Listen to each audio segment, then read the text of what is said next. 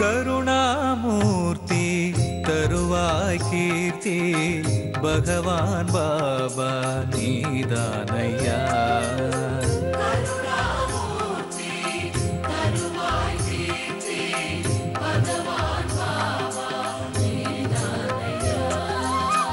அருள் மாமலையே அழியா புகழே உனையன்றி வேறு கதியேதையா.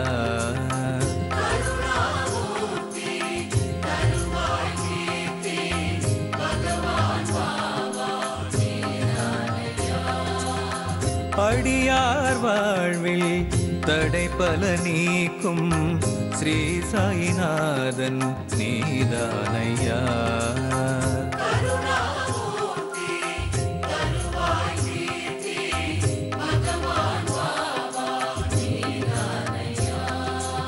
உனையே நாடி உன் புகழ் பாடி வருவோம் நாங்கள் கண் பாராய்.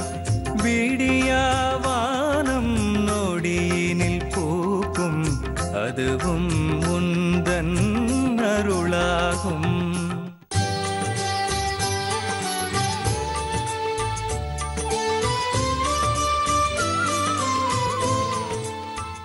ஓம் சாய்ராம்.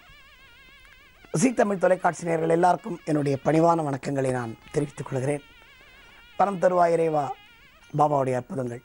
நாம் நேற்றைய தினம் பார்த்த ஒரு அற்புதமான ஒரு இடம், நம்மளை புல்லரிக்க வைக்கிற இடம். மேகஷ்யாமோட கனவுல பாபா வந்து அந்த சிவனுக்கு, அதாவது குருஸ்தானில் மேகஷ்யாமால் வைக்கப்பட்ட அந்த சிவனுக்கு ஒழுங்காக பூஜை பண்ணுன்னு சொல்லி அதுக்கு பட்டை போடணுண்டா, விபூதி பட்டை போடு, அட்சதையால் பூஜை பண்ணு அப்படின்னு பாபா கனவுல சொன்னார்னு சொல்லி உடனே காலத்தில் கனவு முடிஞ்சு எழுந்து பார்க்குறார். எழுந்து பார்த்தா அந்த ரூம் ஃபுல்லாக விபூதி வாசனை, அந்த அட்சதை இருந்ததுன்னு சொன்னோம். உடனே பாபா கிட்ட போய் துவாரகமாய்க்கு ஓடி போய் மேகஷ்யாம் கதறாரு, பாபா நீ நேத்திக்கு சாத்தியவாடாக்கு வந்தியா அப்படின்னு கேட்டபோது பாபா ஒரு விஷயத்தை, அற்புதமான விஷயத்த சொன்னார்னு சொன்னோம். ஒரு டிக்ளரேஷன் கொடுத்தார் அப்படின்னு சொன்னோம். அது என்ன இன்னைக்கு பார்ப்போம். பாபா என்ன சொல்கிறாரு, ரூம் பூட்டிந்தியா அப்படின்னு கேட்டாராம். ஆமாம். அப்போ பாபா என்ன சொல்கிறார், அவனை டைரெக்டாக பாருங்கள், தன்னுடைய ஒரு பக்தனை எப்படி பாபா கூப்பிட்றாரு பாருங்கள். ஏய் மகனே அப்படின்னு கூப்பிட்டாராம், தன்னோட பிள்ளை மாதிரி. ஏய் மகனே, இப்படி தான் பக்தர்களை பாபா பார்க்கிறார் என்பதை இந்த நிகழ்ச்சியை பார்க்கின்ற பக்தர்கள் தயவு செய்து புரிந்து கொள்ளுங்கள். நீங்கள் எதுவாக கூப்பிட்டாலும் பாபா வருவாருங்க. நீ ஃப்ரெண்டாக கூப்பிடுறியா, ஃப்ரெண்டாக வருவார். பையனாக பார்க்குறியா, குழந்தையாக வருவார். பொண்ணாக பார்க்குறியா, உன் பொண்ணாக வருவார்.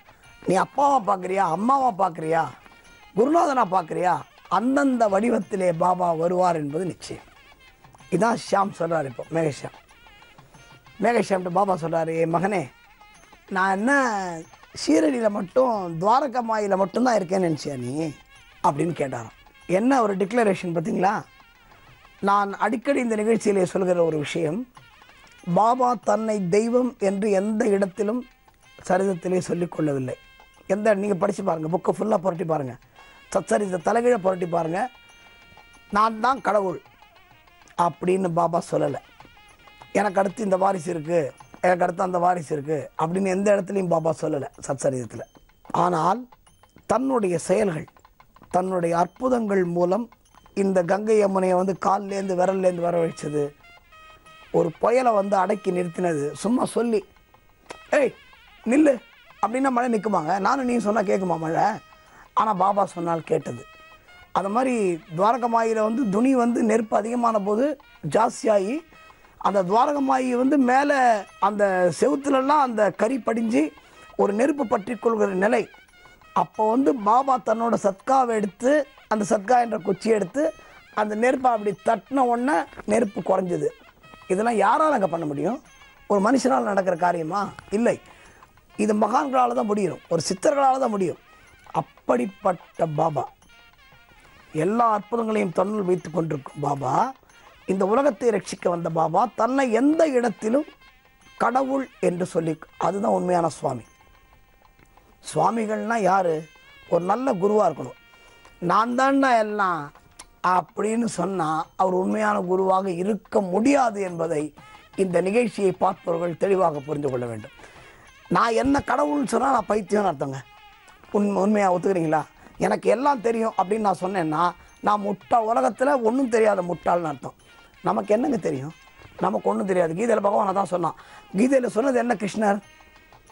நீ என்ன செய்கிறாயோ அது இங்கிருந்து செய்யப்பட்டது, நீ என்ன நடத்துகிறாயோ அது இங்கிருந்து நடத்தப்பட்டது, இல்லையா? நீ என்ன கொடுக்கிறாயோ அது இங்கிருந்து கொடுக்கப்பட்டது. அது மாதிரி நான் தான் உலகத்திலே பெரியவன், நான் தான். பாபா தான் சொல்கிறார். பாபா இந்த ஈகோவை விட்டு தூக்கி போடுன்றார். நான் என்ற அகந்தை, நான் தான் எல்லாம், இதை தூக்கி போடுன்றார் பாபா. அப்படிப்பட்ட பக்தர்களுக்குத்தான் பாபா நேரடியாக வந்து காட்சி கொடுப்பார் என்பது கண்கூடான நிதர்சனமான உண்மை. இதை ஷியாமா புரிஞ்சின்றார். இப்போது ஷியாமாவுக்கு போய் இந்த காட்சியை அவர் எது கொடுக்கணும் யோசிச்சு பாருங்க. ஏன்னா ஷியாமா மேலே அவருக்கு அவ்வளோ பிரியமா. ஏன்னா அற்புதமான ஒரு சிவபக்தர். ஷியாமாவை கண்டா அவருக்கு ரொம்ப பிடிக்குமா. மேகஷியாமுக்கு வந்து பாபாவை பிடிக்கும், மேகஷியாமுக்கு பாபாவை பிடிச்சதுனால பாபாவுக்கு மேகஷியாமை ரொம்ப பிடிக்கும், இல்லையா? இப்போது இந்த மேகஷியாம் கேட்குறாரு. கேட்டதுக்கு பதில் பாபா என்ன சொன்னார்? நான் துவாரகமாயில் மட்டும் இருக்கேன்னு நினச்சியா? நான் எல்லா இடத்துலையும் இருக்கேன்டா, நான் எப்படி வேணால் உள்ளே வருவேன். உன்னுடைய தாப்பால் என்னடா, நீ பூட்டின்னு தான் அதை திறந்து என்னால் வர முடியாதா அப்படின்னு பாபா கேட்டோடனே ஒரு கண்லேருந்து தண்ணியாக கொட்டுறதான் மேகஷியாமுக்கு. அவ்வளோ பிணைப்பு, அவ்வளோ குரு பக்தி. எந்த சுவரும், எந்த இரும்பும், எந்த கதவும் நான் வரணும்னு நினச்சிட்டேன்னா அந்த இடத்துல என்னை தடுக்க முடியாது என்று பாபா மேகஷியாமனும் சொல்கிறார். அப்புறம் மேகஷியாம் என்ன பண்ணார்? பாபா சொன்ன மாதிரியே இது மாதிரி கேட்டதுக்கு அப்புறமும் பாபாட்ட கேள்வி கேட்பார் அவர். இதுக்கப்புறம் மேகஷியாம் என்ன பண்ணார்? அதே குருஸ்தானில் அந்த சிவலிங்கத்துக்கு பாபா சொன்ன மாதிரியே விபூதி பட்டம் போட்டு அட்சதையால் பூஜித்து வந்தார். அப்படிப்பட்ட மேகஷியாம் 1912ஆம் ஆண்டு பாபா இருக்கும் பொழுதே, பாபா வாழ்ந்த காலத்திலே அவர் காலமானார். அவர் காலமாகும் பொழுது ஒரு முக்கியமான விஷயம், உலகத்தில் பற்று வைக்காத, ஆசை வைக்காத, எந்த உயிர் மேலும் பாசத்தை வைக்காத அப்படின்னு சொன்ன பாபா மேகஷியாம் செத்து போகும்போது அலறாராம். இது எல்லாரும் பார்த்து திகைச்சு போயிடுறாங்களாம். ஏன்னா பாபா கண்லேருந்து கண்ணீரா? ரொம்ப ஆச்சரியப்பட்டாங்க. ஏன் அவர் கண்ணீர் விட்டார்? இதை வந்து ரொம்ப அற்புதமான சம்பவம். இதை நாம் நாளை பார்ப்போம். ஓம் சாய்ராம். குரவே சர்வலோகானாம் விஷஜே பவரோஹிணாம் நிதயே சர்வ வித்யானாம் தட்சிணாமூர்த்தயே நமः.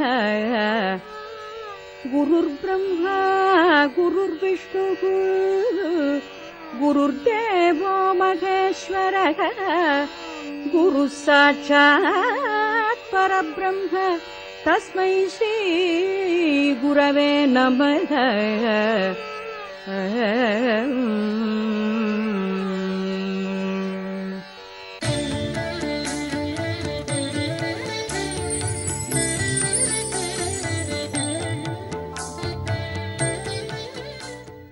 ஸ்ரீ குருப்யோ நமக. ஓம் காஞ்சிவாசாய வித்மகே சாந்தரூபாய திமிகி தன்னச்சந்திரசேகரேந்திர பிரச்சோதியாத்.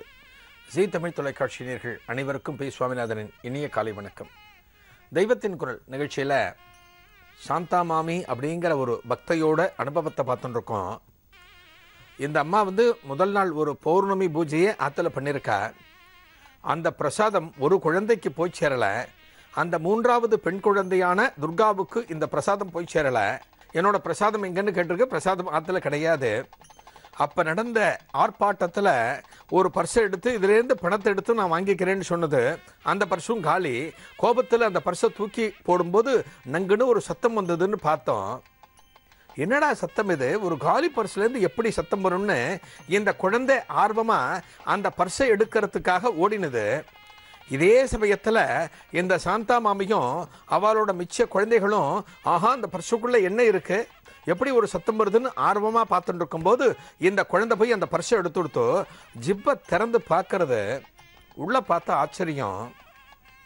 சற்று முன் பார்த்த பர்ஸு அது கிடையாது. சற்று முன் பார்த்த பர்ஸுக்குள்ளே ஒன்றுமே கிடையாது. அதே பர்ஸு தூக்கி போடும்போது கொஞ்சம் தள்ளி விழுந்திருக்கு. இப்போ எடுத்து பார்த்தா அந்த பர்சுக்குள்ள ஒரு சில வினாடிகளுக்கு முன் காலியா இருந்தது. இப்போ ஒரு வஸ்து இருக்கு.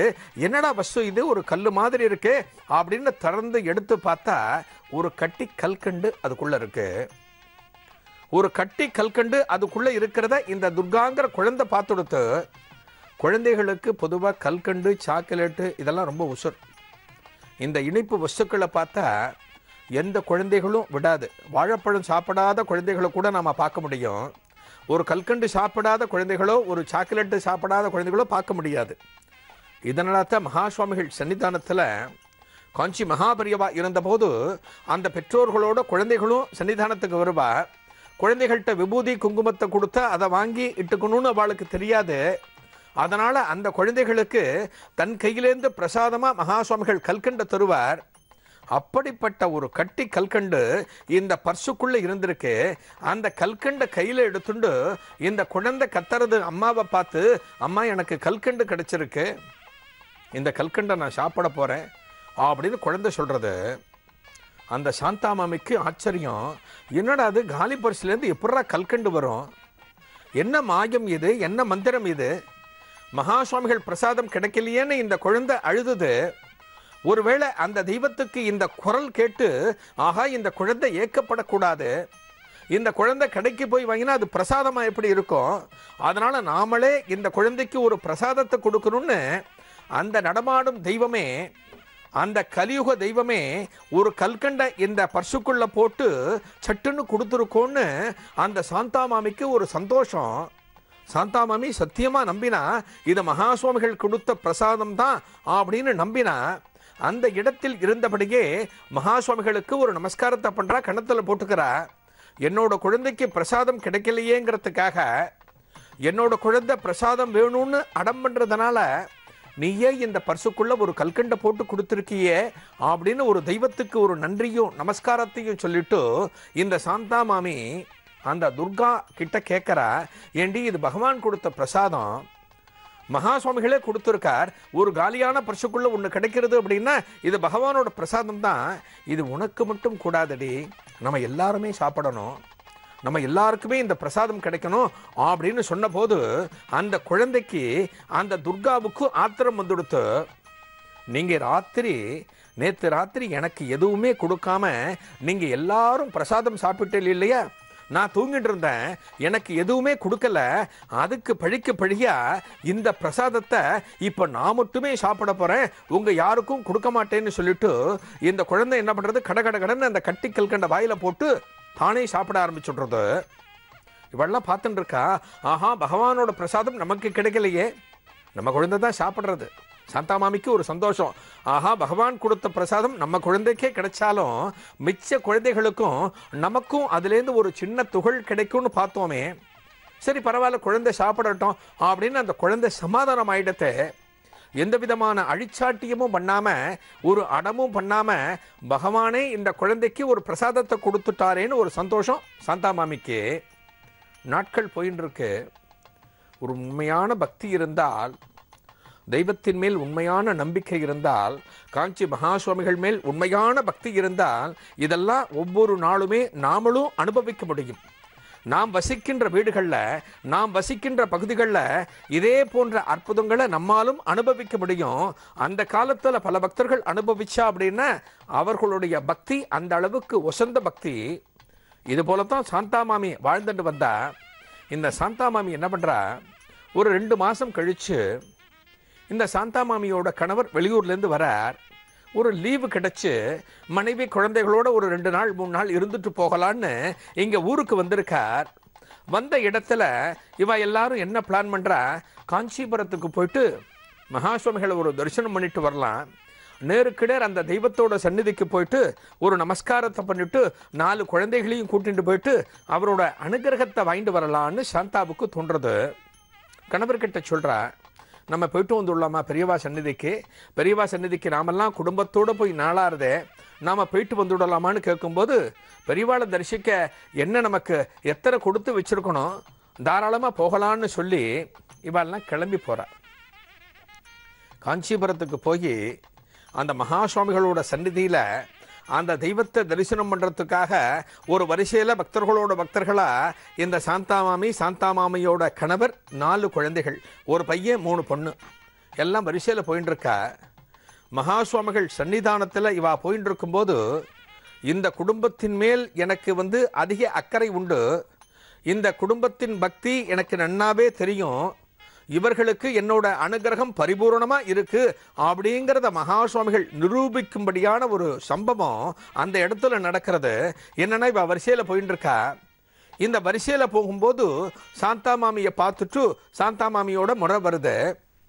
சாந்தாமாமியோட முறை வரும்போது இந்த மாமி நிற்கும்போது மகாசுவாமிகள் அவகிட்ட விசாரிக்கிறா, கணவரை பற்றி விசாரிக்கிறா, குழந்தைகள் பற்றி விசாரிக்கிறா. எல்லாவற்றையும் விசாரித்து பிரசாதம் கொடுத்துட்டு இந்த கடைசி பெண் குழந்தை, 3வது பெண் குழந்தை துர்காவை பார்த்துட்டு மகாசுவாமிகள் கேட்குறா. இந்த குழந்தைய பார்த்துட்டு அவள் அம்மாவை பார்த்து கேட்குறா, ஓ இவ தான் அந்த கல்கண்டு குட்டியா அப்படின்னு மகாசுவாமிகள் கேட்டபோது தான் அந்த சாந்தாமாமிக்கு அந்த விவரம் உரைக்கிறது. 2 மாசத்துக்கு முன்னால தனக்கு பிரசாதம் வேணும்னு அழுது அடம் பண்ணி காலியான பர்ஸை இந்த குழந்தை தூக்கி போடும்போது அதுலேருந்து ஒரு சத்தம் வந்ததே, இந்த கல்கண்டு அதுக்குள்ள எப்படி வந்ததுன்னு நாம அப்ப சிந்தனை பண்ணி மகாசுவாமிகள் பிரசாதம்னு நினைச்சோமே, இதை மகாசுவாமிகள் இந்த சன்னிதானத்தில் அது நான் கொடுத்த பிரசாதம் தான் அப்படின்னு இந்த தெய்வமே சொல்றதுன்னு ஆச்சரியப்பட்டு அந்த தெய்வத்தின் மேல் ஒரு பரிபூர்ணமான பக்தி வச்சு அந்த சாந்தாமாமி சொன்னாலாம், ஆமாம் பெரியவா, இவ தான் கல்கண்டு குட்டி, இவளுக்கு தான் அந்த கல்கண்டு அன்னைக்கு கிடைச்சது அப்படின்னு சொன்ன உடனே மகாசுவாமிகள் ஒரு புன்னகையோட அந்த குழந்தைகளுக்கு மீண்டும் கல்கண்டு கொடுத்தாராம். இந்த குடும்பம் அனைத்தும் மகாசுவாமிகளுக்கு நமஸ்காரத்தை பண்ணி அந்த தெய்வத்தோட பிரசாதம் வாங்கிட்டு இங்கிருந்து போனாலாம். 2 மாசத்துக்கு முன்னாடி நடந்த சம்பவம்.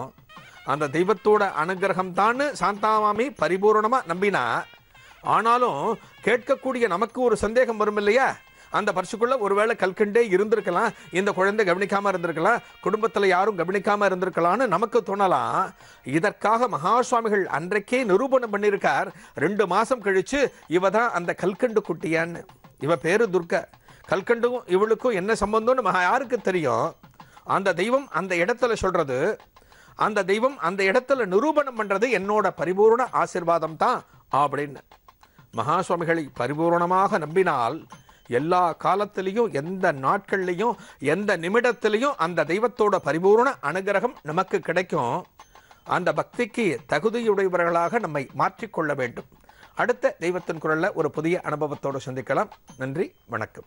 ஜெய கணேச ஜெய கணேச ஜெய கணேச தேவா, ஜெய கணேச ஜெய கணேச ஜெய கணேச தேவா, அன்னை உந்தன் பார்வதி தந்தை மகாதேவா, அன்னை உந்தன் பார்வதி தந்தை மகாதேவா, ஜெய கணேச ஜெய கணேச ஜெய கணேச தேவா, அன்னை உந்தன் பார்வதி தந்தை மகாதேவா.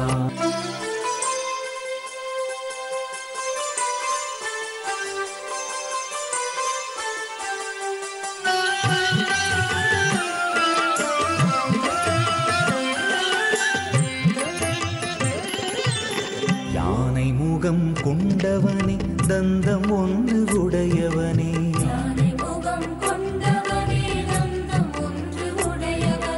நெற்றியிலோ சிந்தூரம் எலியன்றோ வாகனம்,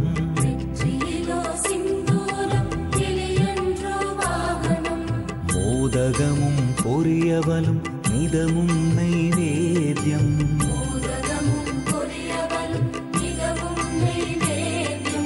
அருகம்புல் வெற்றிலை மலர்களாலே பூஜையும்,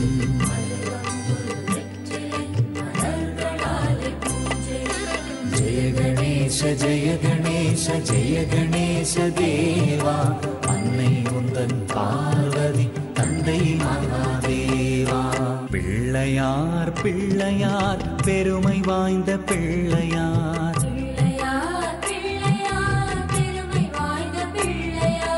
ஐந்தெழுத்து மந்திரத்தை நெஞ்சில் நாட்டும் பிள்ளையார்,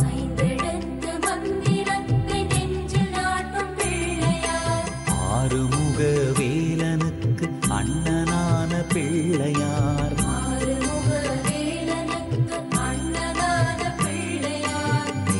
துன்பம் யாவையும் நீக்கி வைக்கும் பிள்ளையார்.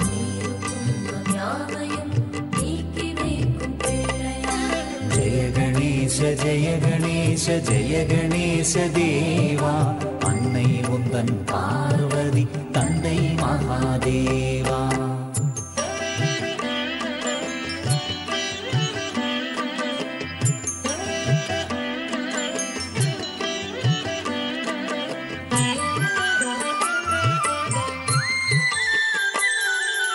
இன்னல்கள் அகலவே துன்பங்கள் நீங்கவே,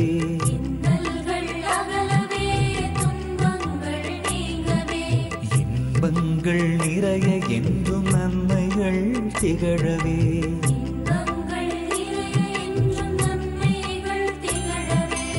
ஆராதனை நிதமுனக்கு செய்திடுவோம் நாதா.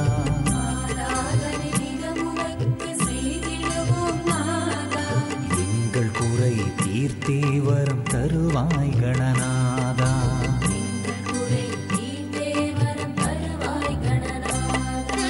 ஜெய கணேச ஜெய கணேச ஜெய கணேச தேவா.